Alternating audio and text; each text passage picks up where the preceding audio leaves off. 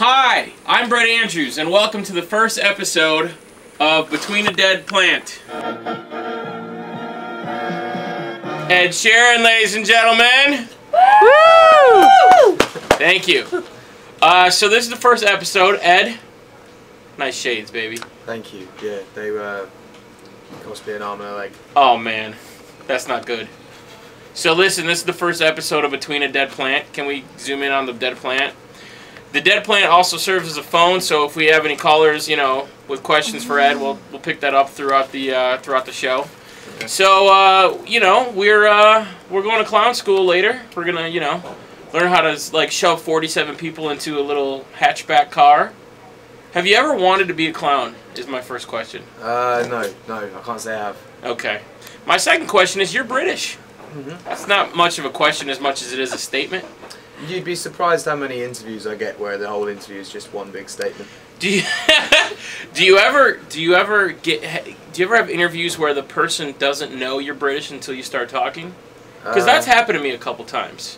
I've had odd interviews where I had one the other day in Germany where she was like, I heard some recordings of you when you were 14 and your voice sounds so different. Why have you changed so much? And I was like, my balls have dropped. Well, that's a good reason. Yeah, but she couldn't really fathom that. Have you ever done an interview with a guy wearing this kind of hat or hair and those kind of glasses before? These glasses, yes. Not okay. Not the hat, yeah. So I'm halfway unique, is what you're telling me. Yeah, but the other person was wearing glasses. So tell us about yourself, man. You got your. Let's take these off now. Nope. No? Okay. No, I'm taking these off. Yeah. Okay. Now it's getting real. And now it's like. And now it's a dead plant with it. Wait a minute. Yep, there we go. You really are going to kill my plant. Oh. Yeah. Oh. Has a nose and everything. Oh, wow. That's gorgeous. Look at that. What happened? See? So, now for the real interview. Ed, welcome. Thank you so much for coming through. Is this your first time in Portland? Second. Second time? Second. I played the Fox Theatre with Snowball. Right on. And you're doing your show tonight at the Roseland, and I hear it's sold out like something fierce. Yeah. That's huge. That's got to be fun. Yeah, I'm happy. Like every gig we've done for the past 18 months is sold out everywhere. So I'm very happy to be alive right now. Talking about gigs, you played the Olympics. Yeah. Holy crap! Is that right? That's huge. Yeah. My mom calls me. My mom's from Wisconsin, and she calls me up, and my mom's not that hip, and she says she's got a bad hip though. She's old. She says, who's this redheaded kid? He's awesome. So my mom, she's 61. She's into you, dude. I like that. Maybe we can, hook you guys up, hang out, go on a date, have some steak. I'll give you my number afterwards. I like it. Yeah. I like it. Look her up. I'll take her to go and see the artist that silent film. There you go. Yeah. See, she'd love that. So you're from London originally? Yeah. No. Well, Suffolk. Okay. Which is kind of outside of London. Okay. And how did you get your big break? I never really got one big break. It was kind of like 2,000 very, very small breaks that all added up into one big thing. So, cumulative breaks. Yeah. So I was constantly just out there gigging and getting in front of the right people at the right time. With the right people in the right time, they don't necessarily think that I'm a very good product that is easy to sell. They think you're not marketable? Yeah, so I proved that. But look at that dreamy hair of yours. This isn't a very big thing. Oh, I thought you were going to say this isn't really my hair. No. I thought you were just going to pop it off like I did. No, it's not. It's like, yeah, I had to prove to people that I could sell. So I did it independently for a long time and then sold a lot and then do people compare you to any other very famous British redheads that may or may not be in line for the crown? Yeah. There was a newspaper when Harry was in Las Vegas. Yeah. Got naked and stuff. Yeah. There was a big thing in the Daily Mail. There was a picture of big thing or a small? It was a picture of Prince Charles, and it said, "No, Harry, we can't pretend it said Sheeran." Ah, cool. That's awesome. See that was the Queen. That's what the Queen said, man. I wouldn't have minded, being blamed. That would have been a good thing. Yeah. Have you ever met the Queen? Yeah.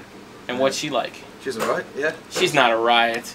No, she's alright. Oh, she's alright. I thought you said she was a riot, which is not what I would expect somebody to. No, she's cool. She's cool. I met her on her 60th anniversary of the Jubilee and shook her hand.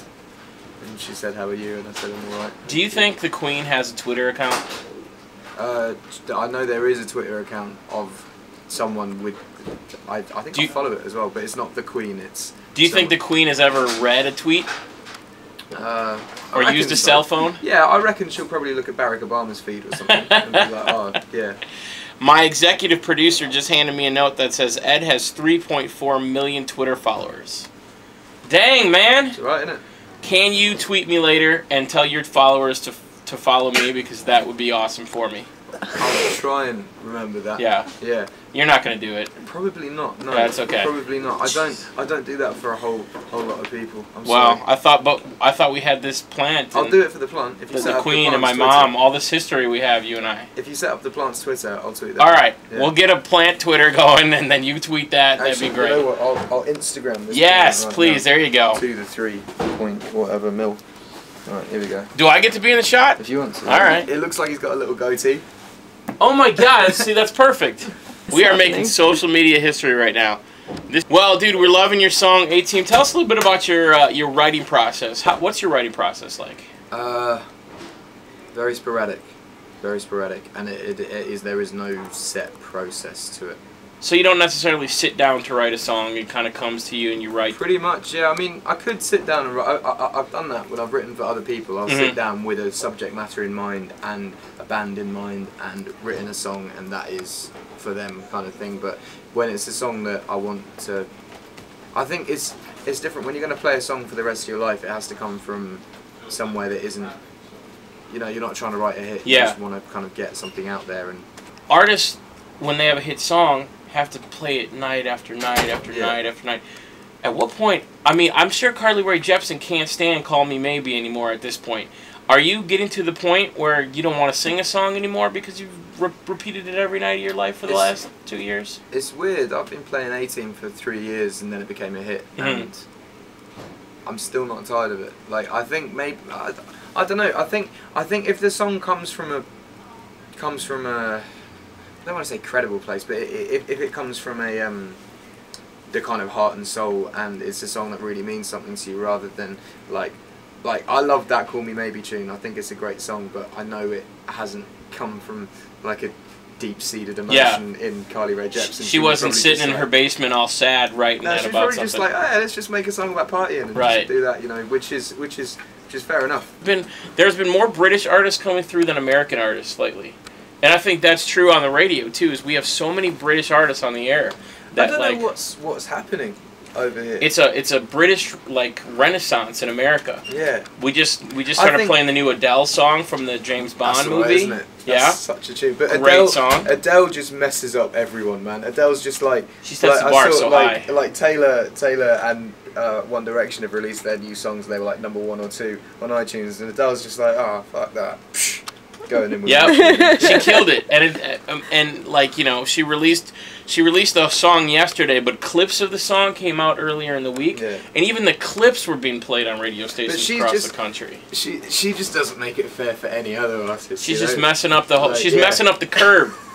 She's the one in the class that gets the A, so everyone else. 21 was number 1 for like a year, and it went away. And we thought, okay, cool. We're in a time where we can all have a pop at the top spot now. And then she's like, nah, I'm gonna release a Bond tune. So here's what needs to happen: you and One Direction and Ollie Murs and Rita Ora, you all need to kidnap Adele, make her not release any records for a while.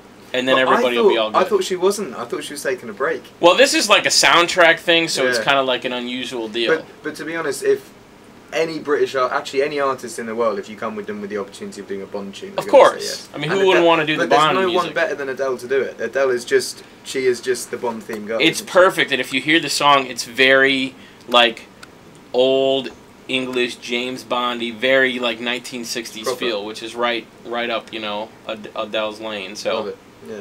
We're talking about a lot of people's music other than yours today. I'm sorry about that. Yeah. But yours is good too.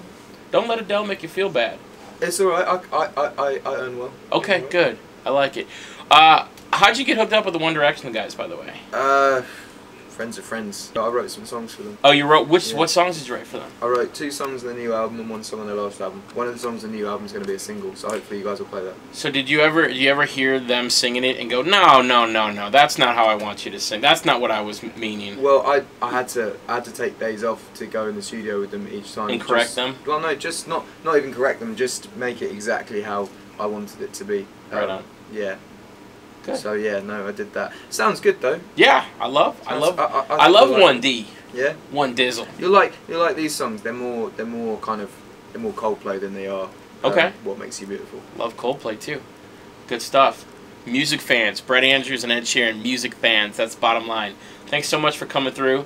This is the first time we've done an interview kind of like this with these chairs and these stuff. I think it went well. I think we're gonna bring it. I think we're gonna bring it back. Yeah. So you're the inaugural interview. Good stuff. All right. Thank you so much. Sweet. Thank you. Appreciate you coming in, Nice buddy. one. Thanks for having me. And that's the end of this episode. I forgot what we're calling this show. What are we calling this show?